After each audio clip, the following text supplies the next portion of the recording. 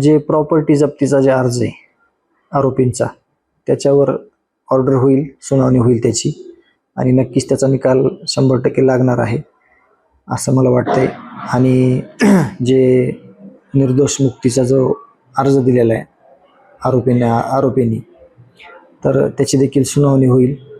आणि आम्हाला लवकरात लवकर न्याय मिळावा यासाठी चार्ज फ्रेम करायची विनंती आहे. तर चार्ज देखील ह्या आजच्या तारखेला फ्रेम होईल असं 100% वाटतंय. सरकारी वकील उपस्थित राहणार आहेत का, काय माहिती? हा, निकम साहेब उपस्थित राहणार आहेत स्वतः, आणि सहकारी सहाय्यक वकील जे आहेत कोले साहेब ते देखील उपस्थित राहणार आहेत.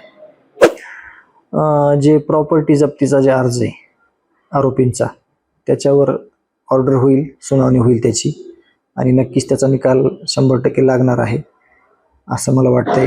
आणि जे निर्दोष मुक्तीचा जो अर्ज दिलेला आहे आरोपींनी, तर त्याची देखील सुनावणी होईल.